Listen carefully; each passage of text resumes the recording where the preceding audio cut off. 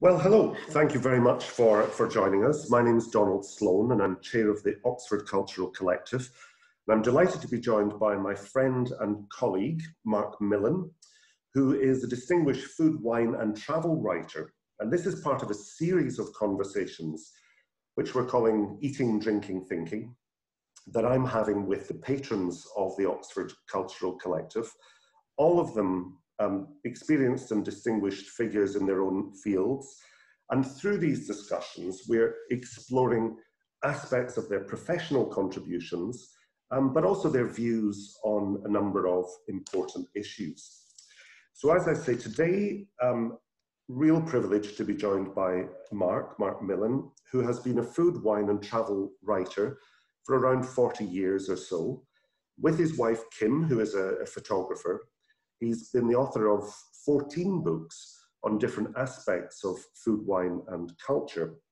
This has included the Wine Roads series, and also The Food Lover's Companion to Italy, The Food Lover's Companion to France. And as well as the books, he continues to write for magazines and other journal publications on both sides of the Atlantic. He hosts gastronomic tours to both Italy and France with Martin Randall Travel. He also has his own wine company, his own wine business, which is focused on importing wines from family-owned, independent vineyards, estates, particularly from Italy.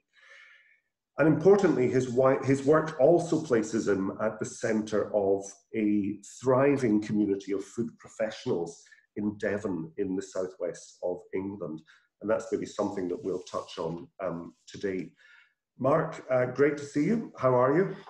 I'm very well, Don. Great to see you. It's been a strange time, but you're looking well.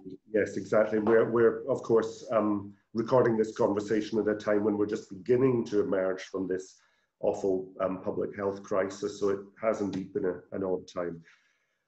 Marc, let's get into this. I'd like to first of all just talk a little bit with you about your own background, because you've got an interesting cultural background.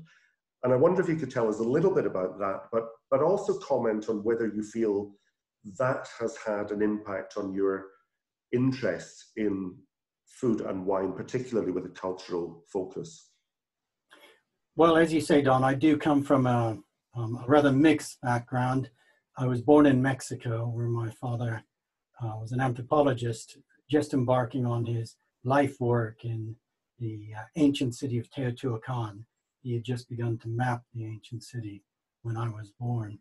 My father was French. His father had emigrated to New York from Paris. And meanwhile, my mother was born in Hawaii, and her mother had come to Hawaii, then an American territory, as a picture bride. So my mother came to USC to study and met my father, who was a professor there, and that's how I came about. That's how they met. It's interesting. We often talk about, in conversations we have about food and culture, about food and the diaspora, and the idea that food takes on a heightened level of importance for those who are, aware of their cultural background, or whose parents are living away from their place of cultural origin. I mean, was that evident in your family, where food took on a heightened level of importance? Well, food was very important growing up. But the interesting thing, I think, as well, is that sometimes with second generation are less eager to embrace the culture of the past. And that was certainly the case with my mother, who had an unhappy childhood and really didn't want to embrace her Korean roots. But nonetheless, she cooked Korean food. And my grandmother did as well, of course. My grandmother, who never really spoke anything much more than Pidgin English, although she lived in Hawaii and the mainland for the better part of 75 years.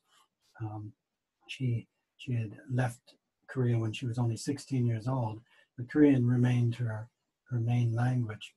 She stayed within a Korean community.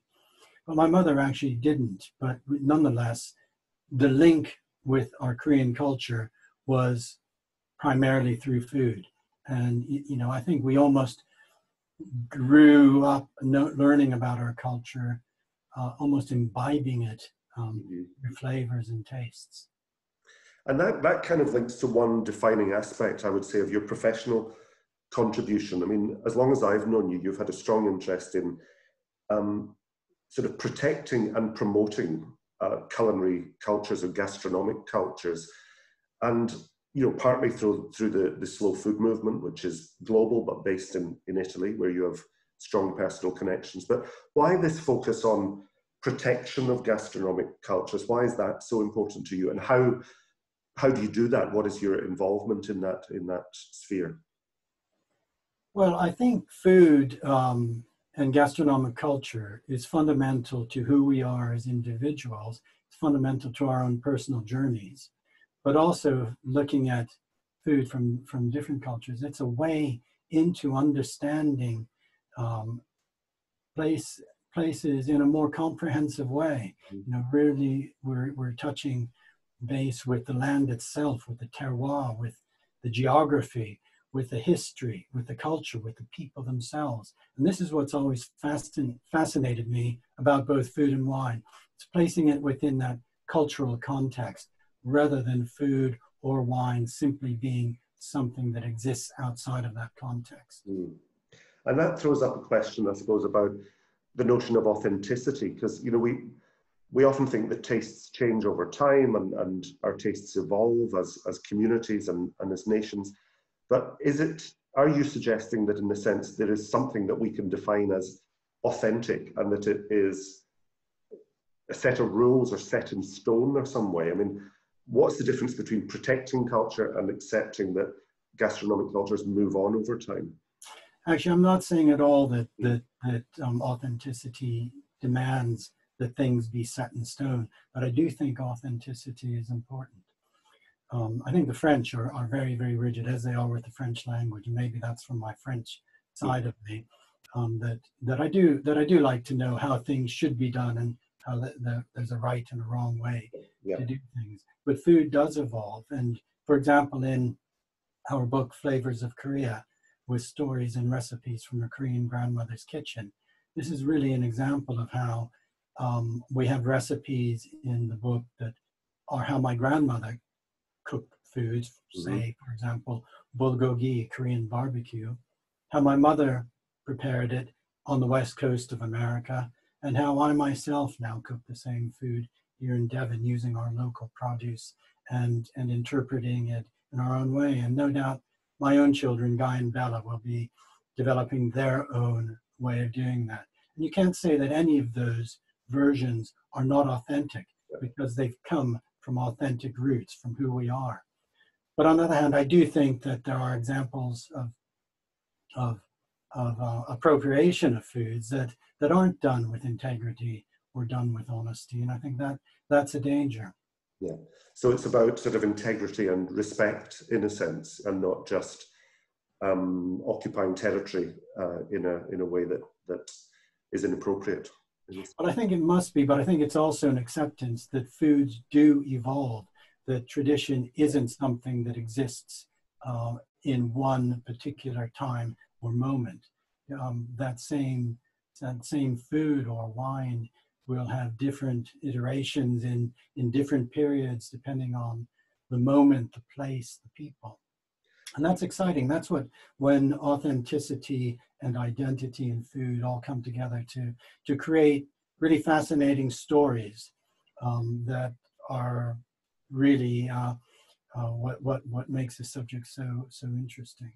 Well, let's talk about you as a storyteller, as a writer, in a sense. And would you say, from what you've been telling me there, that you're on a mission not only to promote pleasure, but also to promote that sort of deep level of cultural understanding that comes through good food writing and wine writing? Well, I think pleasure must be at the heart of everything we do. But I think a deeper understanding and placing food and drink in context really does enhance pleasure. And that actually is something that lies at the heart of the slow food movement too. This right to pleasure, but not in a hedonistic way. That understanding of the terroir of the people, of how a food is made, why a particular breed of cattle, for example, the red ruby, where I from here in Devon, has the particular flavors that it does. Why wine varieties, certain grape varieties, do better in certain areas. These are fascinating aspects that are what I like to explore. And talking of what you like to explore, you've embarked on a fairly epic project recently, which you're getting through at the moment, but you're, as far as I understand, exploring the history of Italy through Italian wine. Now that sounds kind of left field. Explain to us, how it is that you're tackling this project. This is a book that you're writing currently. It is. Thanks for that. I'm actually really excited about this project. I'm calling it Italy in a Wine Glass, the Taste of History. Mm-hmm. And it's almost that the wines themselves are determining what I write, because so many Italian wines are linked precisely to moments in history. There's a wine not that regularly encountered called Ciro, right from the instep of the Italian boot. And this was all part of Magna Graecia, when the Greeks occupied southern Italy and Sicily.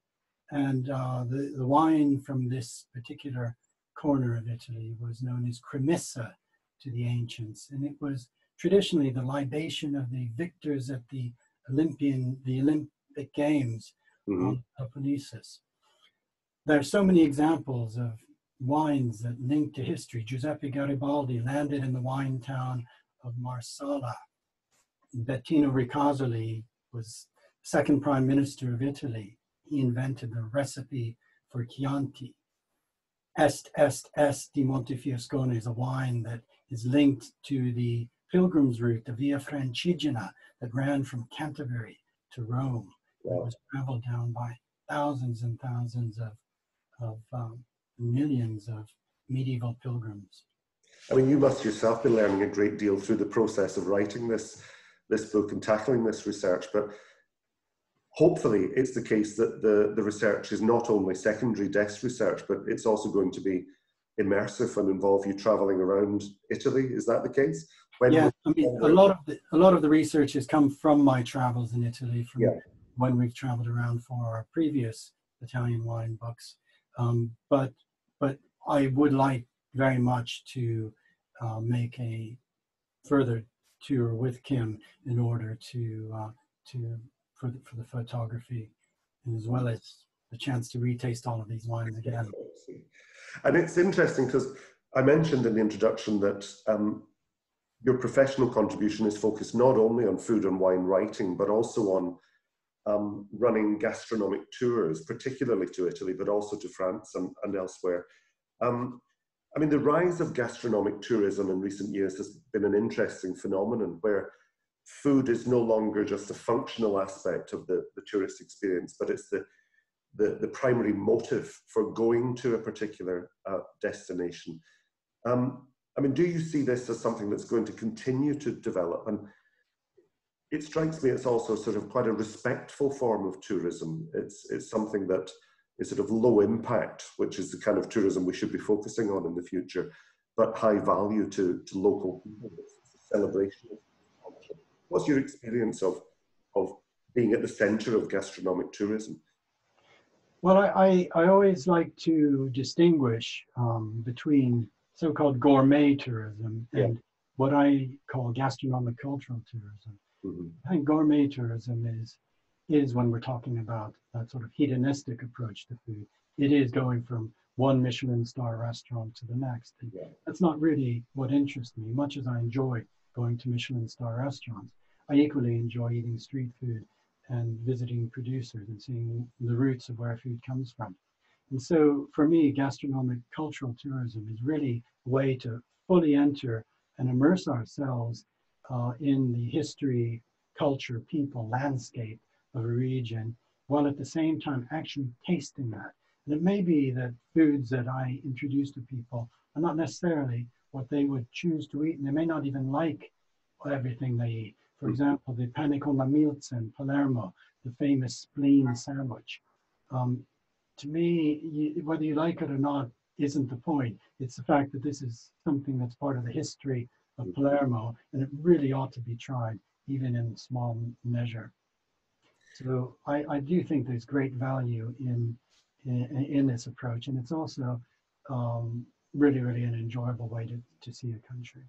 Well, I mean, I've had the privilege of traveling with you on a number of occasions to Piedmont in northwest Italy, and I can testify to the fact that being with somebody who's got a deep understanding of the region and who can help you to immerse yourself in the gastronomic culture makes for a massively enjoyable and rewarding type of trip.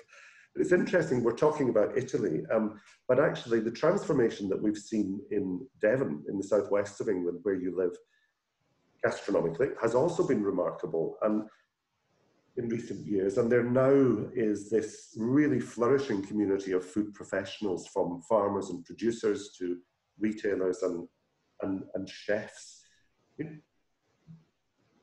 That transformation, I mean, there's a two-part question really. What has it taken for Devon to become increasingly defined by its food culture? Why has that happened?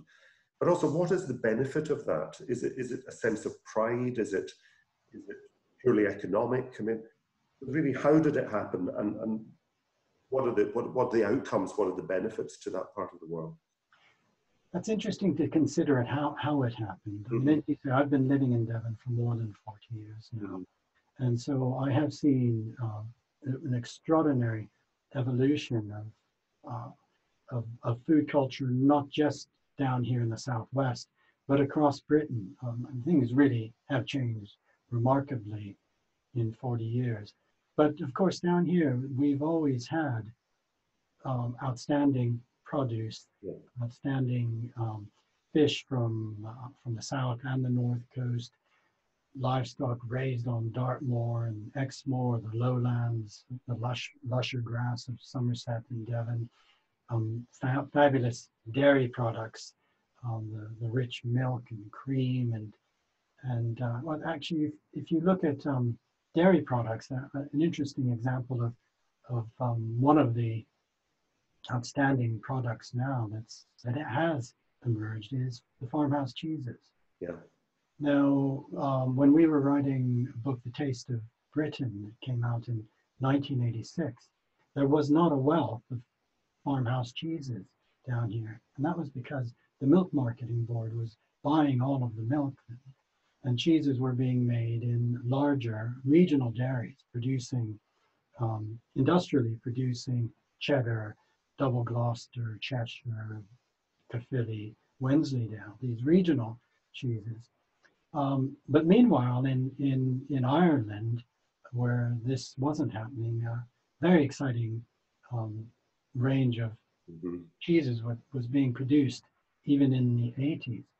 And this came to happen here after the demise of the Milk Marketing Board. And we have a cheese shop around the corner from where I live that can have at any moment 60 different cheeses, all from local and West Country farms, producing the most fabulous range and style of cheeses, from rind washed to soft cheeses, to alpine cheeses, to the traditional cloth wrapped cheddars, such as Quick's just down the road from us. So that's one example of how food has evolved. And I think we've seen this across other areas too, much more interest in native breeds of meat, in food that's produced sustainably and without harming the environment or the animals. We have Riverford growing wonderful organic produce. And I think one determinant of this has been driven by committed chefs such as Michael Keynes, another patron of OCC, who really came from his time in France, having learned about the importance of terroir, and really began to create his modern European cuisine using this wonderful produce from Devon and Cornwall in the Southwest. So gradually, I think success is built on success, and more producers and more chefs and more consumers, home consumers too, have come to appreciate how good food is down here. Do you think, I mean, your experience of being in the regions of Italy where culture is more explicitly defined by food, by gastronomy, by wine, and there's possibly more of an awareness and a collective pride in communities of the importance of wine and food products. Do you think there's a job to be done in the UK to actually better communicate that there are parts of the country where these incredible products are being made, and where increasingly communities are flourishing because of the food production and so on, and the hospitality sector? Are we doing enough to celebrate that and to communicate that? And I think we certainly should be celebrating it, and you're absolutely right. I happen to live in the Southwest, where I do think the food scene here is very exciting. But I know there are many areas that are equally exciting, and good things are happening all over the country. And this is something that should be celebrated. I think part of the reason it isn't is when we think of the great regional cuisines of France or of Italy, you know, there's a canon of dishes that we think of. Think of cassoulet from the Southwest, or bouillabaisse from the Côte d'Azur. You know, think of these wonderful dishes, bistec alla fiorentina. And we have this canon of dishes that go back generations, and we travel to taste those foods. We don't have that quite the same thing here. But that doesn't mean that the food scene is any less exciting, or indeed the wine scene. I mean, again, with wine, if you live in Florence, you probably drink wines primarily from the province of Florence, not even the Chiantis from Siena. And if you live in Alba, up in Piedmont, you're going to be drinking Barbera d'Alba rather than Barbera d'Asti. Things are very, very local. But we have the great advantage of being able to really explore the world gastronomically in a much more open way. And that includes exploring everything that is good and happening here across the country. yes, it's a very optimistic vision, really. It's quite exciting to think that over time we might continue to, or increasingly rather, celebrate local production in the UK, but also make more of the fact that more than anywhere else in the world, we have a diverse food culture resulting from migration and so on that really is unique. And that's something that's very special about British gastronomic culture that, again, we might not make enough of.